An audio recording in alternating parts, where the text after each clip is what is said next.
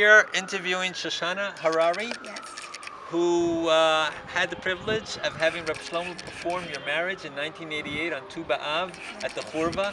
Would you tell us a little bit about how you arranged for this great zchut?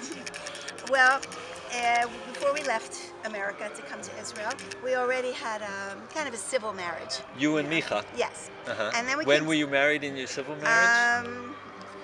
Maybe. We came here in 1982, so probably 1980, I guess. And so we, consider ourselves married, but we started to meet people who were of the carve and they said, you have to get married under the chuppah, the chuppah, the chuppah, the chuppah, and they kept saying that. And then Amuna and actually... Amuna Witt. Yes, and our friend Suri, I don't think you know her. Anyway, they arranged it. And originally... What year? I guess that year, 1988. We met him 4 days before our wedding. But Amuna arranged, she told Shlomo, there's this couple here. I want you to Where meet were you them. living at the time? We were living in Motza Eli. In Motza? And they were living in Nachlaot. So we went to Nachlaot and he was teaching for Tisha B'Av. He was doing a teaching there. At the Wits? Yes, and we didn't know anything of nothing. You didn't even know who Shlomo was? Well, I heard his name, but I never really knew much. And so Amuna says, Shoshanna, you have to get you married with a real chuppah at 12 o'clock at night in the hurva? No. Okay. She said, you have to meet Shlomo. Because Shlomo can figure it all out. Okay. So we were waiting.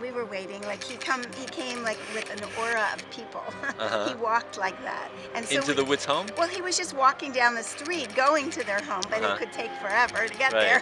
In Anyway, Nachlaot. yeah. And so he's walking and all these people around him and everything. And we're waiting for the moment when they go away and he's alone and we can approach him. Okay. But it actually was never going to happen because they never left him. So he was then walking up into the house and somebody saw the whole scene. We didn't say anything. Somebody saw the whole scene and they said, okay, wait a minute. And they ran up to Shlomo and they said, come, you have to speak to this couple really quick. So he came out and we told him our story that we got married in America, a civil marriage, and he said, we got to marry you quick. Because he was very into No waiting. No waiting. You had arranged the rabbanut or something like that? Nothing. Okay. And so we were going to do it right there in front of Amuna Witt's house, and there's like a empty lot. Right. And then our friends who lived in the old city, and they said, no, we'll arrange everything. Who are your friends in the old city? My friend Suri and her husband. And what's her last name? I don't remember her last name. I know people so for they like said, 25 we live in the old years city, and I don't know their we're going to have a really nice wedding there at the hurva. They said, we'll arrange everything. We didn't know anything. They said, you just show up. I see. So we got there. It was at midnight. This was on Tu B'Av. On Tu B'Av. It was a full moon. Not a full moon, but it was bright out. And we were kind of embarrassed because we were already married and people thought we were married. So I didn't want to say, okay, now we're getting married. So you didn't invite anybody? Right. We invited about 10 people. 10 of your closest friends. The minyan. And a lot of other people came because they heard this Shlomo Carlebach concert at 12 o'clock at night? Hundreds of people there. Hundreds of people at midnight? Yes, because I didn't realize people just followed him around and that they went for the teaching as well as the wedding. Plus, there were a lot of tourists. It was the middle of the summer and people came. At midnight? Yes, and he said... So you had a whole concert there in the middle of the old city in honor of the marriage of Micha and Shoshanna? I guess so, right. And how long did the chuppah take? 3 hours. 3 hours? Yeah. Till 3 o'clock in the morning? I guess so. I don't know. Nobody was looking at their clock by this point. And there were, he said, the first thing he said was, when a soul in heaven is connected with another soul that's going to be their zivug in the earth, that all the people who were supposed to be at that wedding are called out at the same time. So he said, so all these people from the 4 corners of the earth that are here at this wedding, that weren't even invited, were invited long ago from the creator of the universe. We invited them to this wedding. And you have children? And that was our wedding. Yeah, we How have many children. We have 2 children. Yeah. And so I still meet people to this day, and they said, I was at your wedding, and I don't even know who these people are. Wow. And did you continue your connection with Reb Shlomo after that? Right, yeah. So where? Everywhere. So from that point on, we saw that you could go to everybody's wedding. So we started followed joining him around to everybody's weddings. Right. We started joining the crew, and we learned The so entourage. much. teachings at weddings were the most highest, the most amazing, because there was such an opening in heaven when this couple joins together in some heavenly way. And so we used to do that, and then he came a couple times to our home to do teachings. In Moza? In Moza. And we went everywhere with him that we could, except that he was always traveling around the world. And so for 6 years, from 1988... we made him a harp, too.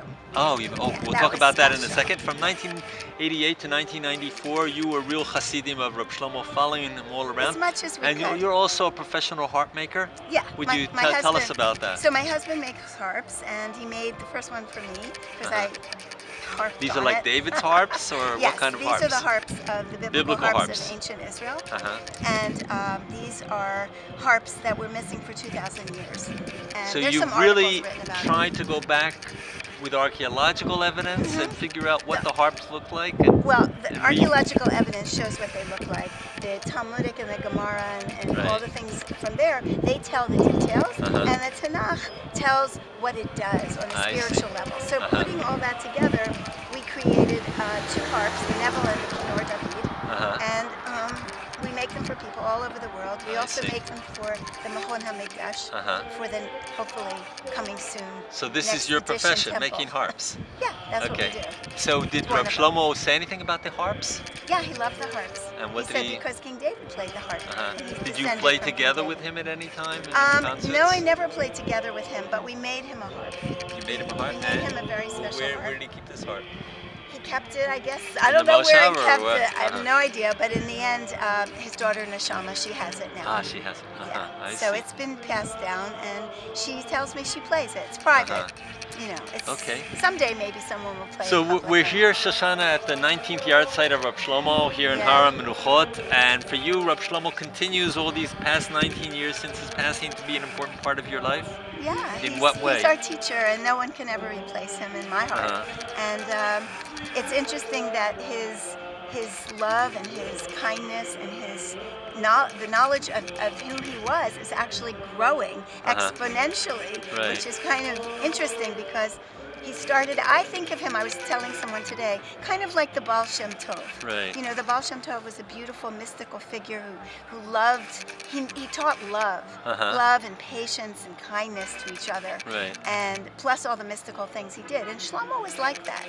And so what I see now is that now it's just expanding. And he's becoming almost a myth. Like to us, he was so real, but for kids who were 15 years old, like they never had a way of knowing him. So it's growing that way, and the children are growing up knowing these songs and these melodies and the stories. They're going out all over the world, and this is going to do what he always wanted to do, which is to change the heart of everyone so that they can open up. Like he always said, open your hearts, friends, open your hearts. And like, that's what needs it. Like our hearts are like these stones here. They're cracked and hard, and split them, open it up, and trust that whatever Hashem sends you, it's for the highest good. Very nice, and Shoshanna. you have to accept it.